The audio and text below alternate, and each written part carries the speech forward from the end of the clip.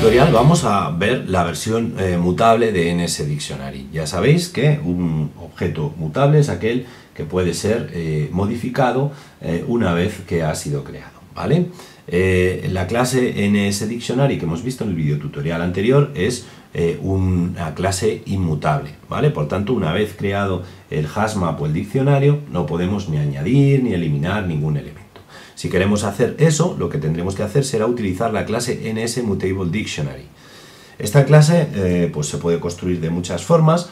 Una de ellas es la siguiente. Al igual que cuando construíamos un NS Mutable Array, lo que hacíamos era utilizar el método array para llevar a cabo la construcción de un array vacío, pues en el caso del NS Mutable Dictionary, vale, vamos a llamarlo diccionario.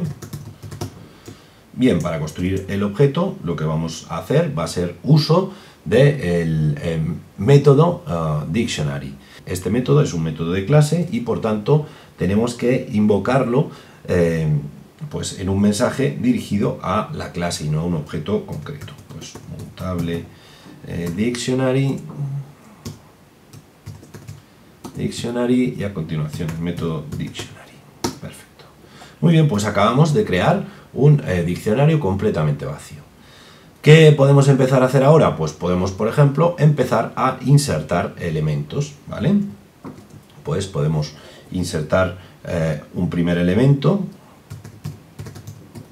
diccionario, ¿vale? ¿Cómo insertamos un elemento? Pues con el método setObject for key, ¿vale? Es decir, en este método lo que tenemos que proporcionar es, por un lado, el valor, ¿de acuerdo?, que quiero introducir en el diccionario. En este caso, pues este es el objeto 1, y a continuación la clave con la que me voy a referir a ese valor. En este caso, pues como en el video tutorial anterior, objeto 1. Perfecto. Muy bien, pues ¿cómo insertaríamos otros dos elementos? Pues de la misma manera, ¿vale? Fijaos cómo estoy modificando el objeto NS Mutable Dictionary, ¿vale? De manera dinámica a lo largo de la ejecución de mi programa. En este caso, pues sería objeto 2, ¿vale? Podemos, si queréis, ir mostrando el contenido del NS Mutable Dictionary conforme vamos insertando cada uno de sus valores, ¿vale? Por ejemplo, aquí podemos probar a utilizar el método description asociado, en este caso, a la clase NS Mutable Dictionary. ¿Cómo utilizamos el método description? Si os acordáis, pues decimos, muéstrame este objeto como si se tratara de una cadena. Y si ese método está implementado, pues se nos mostrará, ¿vale? Podemos copiar esto para ver cómo va evolucionando nuestro diccionario mutable, ¿vale? Y vamos a probar a ejecutarlo. Bueno, pues como podéis ver, cuando metemos el primer objeto, se nos muestra el contenido del NS Mutable Dictionary, que como podéis ver contiene una sola clave y un solo valor, ¿vale? Que sería este de aquí. Cuando metemos el segundo elemento y volvemos a mostrar el diccionario completo, ¿qué es lo que ocurre? Pues lo que ocurre es que se nos muestra dos valores introducidos dentro del diccionario, donde para cada uno de esos valores pues está asociada una clave específica. Y finalmente, al finalizar o al introducir el tercer objeto, ¿vale?, pues podemos ver cómo el NS Mutable Array pues ahora tiene tres elementos, cada uno de ellos referido por su clave específica. No solamente podéis añadir objetos, sino que podéis eliminar objetos. ¿Cómo lo hacemos? Pues generamos un mensaje dirigido a nuestro objeto diccionario y utilizamos el método removeObjectForKey, ¿vale? En este caso, pues si queremos eliminar el objeto que es referido, pues por ejemplo, por la clave objeto 2, pues con hacer esta sencilla operación pues eliminaríamos el valor, el objeto, este es el objeto 2, es decir, eliminaríamos este NSString. Vamos a probar y vamos a ver que efectivamente esta operación ha funcionado correctamente. Bueno, pues si os fijáis, una vez que eliminamos el valor referido por la clave objeto 2, pues al mostrar el contenido de mi diccionario, pues podéis observar cómo ahora únicamente contiene dos valores, ¿vale? El valor referido por la clave objeto 1 y el valor referido por la clave objeto 3. Muy bien, vamos a continuar un poco explorando cómo trabajar con diccionarios. Si recordáis, siempre que accedíamos a un objeto concreto dentro de mi diccionario, pues yo le suministraba la clave directamente, ¿vale? Por ejemplo, aquí cuando quería eliminar un objeto, ¿vale? El objeto referido por la clave objeto 2, yo ponía manualmente la clave. Claro, la pregunta que surge de manera inmediata es, bueno, aquí lo hemos hecho así porque no sabíamos cuáles eran las claves, ¿no? Pero imaginad que, por ejemplo, pues tenemos una lista de nombres de personas almacenadas en un diccionario y esos nombres de personas pues son referidos, por ejemplo, mediante su DNI, ¿vale? Su tarjeta de identificación. Pues bien, obviamente nosotros no vamos a conocer esas claves, ¿vale? Y sin embargo esas claves van a estar almacenadas dentro del diccionario. ¿Cómo podemos recorrer un diccionario cuando no sabemos o no conocemos las claves? Pues muy sencillo, vais a ver cómo es muy fácil. Vamos a borrar del video tutorial anterior.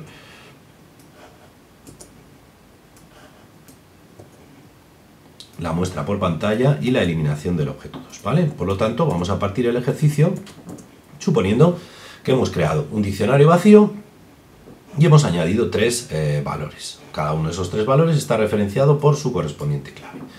Y suponed que lo que quiero ahora es mostrar esos tres valores, ¿vale? En consola. Pero no sé qué clave tienen asociada. ¿Cómo lo hago? Pues muy sencillo. Hay una primera forma, una primera aproximación que sería la siguiente. Existe un método en NS Dictionary y en NS Mutable Dictionary que recibe el nombre de AllKeys.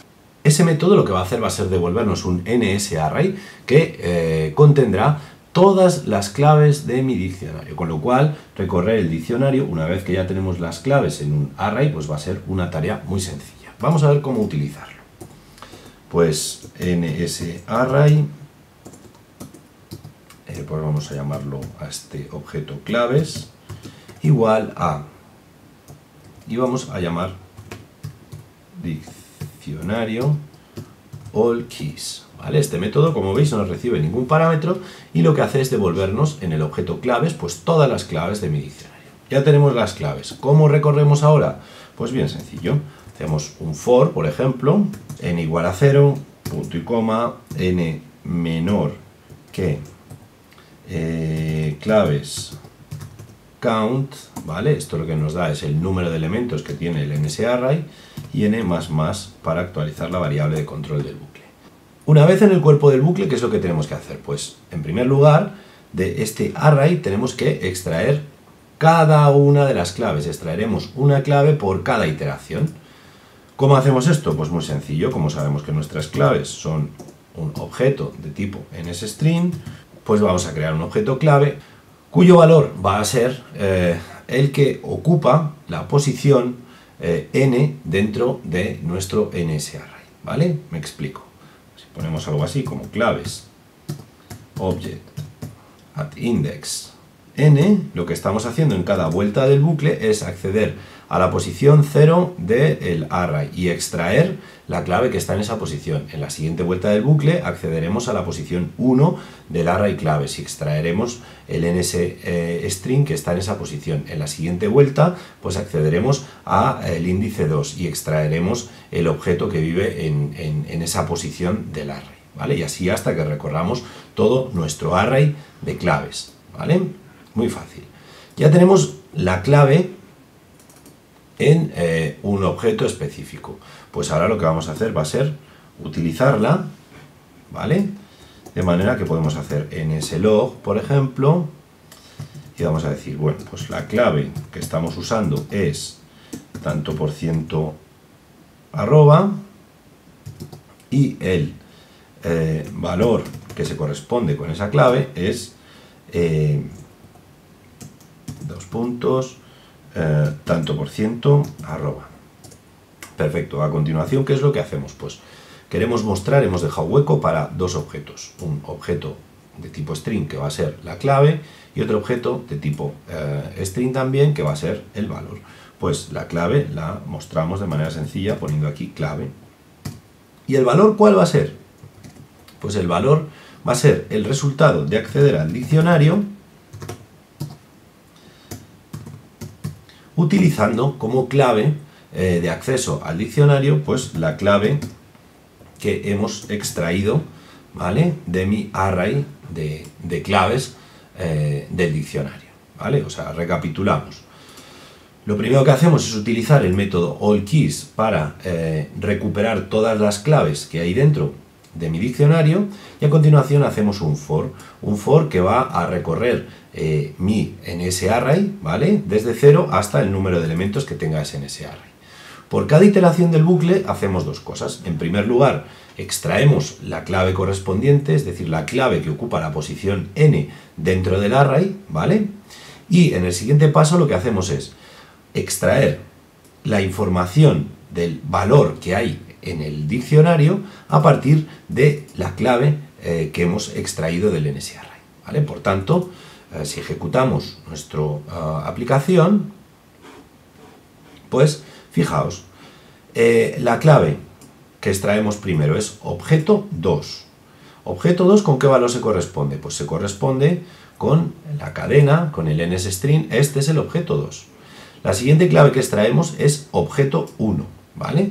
Y esa clave es la que utilizamos para recuperar el valor del diccionario, que en este caso es la cadena, este es el objeto 1. Y finalmente, objeto 3, ¿vale?, es la última clave que extraemos de mi array, de todas las claves del diccionario, y el valor que extraemos utilizando esa clave es, este es el objeto 3.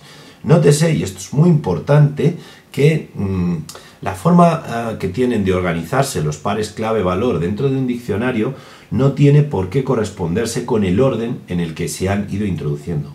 De este modo, si os fijáis, nosotros primero hemos introducido el objeto 1 con su correspondiente clave, luego el objeto 2 y luego el objeto 3. Sin embargo, al recuperar las claves, estas se han recuperado de manera desordenada, lo cual explica que primero hayamos mostrado el objeto 2, que era el que ocupaba la posición 0 en mi array de claves, luego el objeto 1, que es el que ocupaba la posición 1 de mi array de claves, y finalmente el objeto 3, que era el que ocupaba la posición 2 de mi array de claves, ¿vale?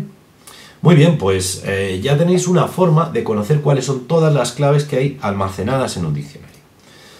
¿Podemos simplificar esto? ¿Podemos hacerlo aún más fácil? Pues sí.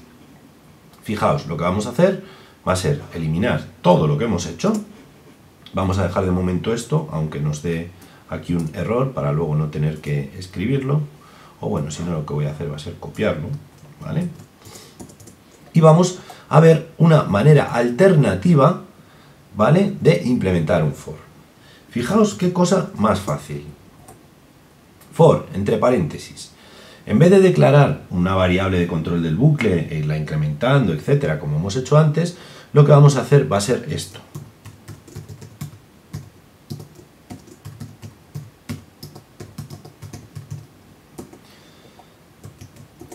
Ya tenemos definido nuestro bucle.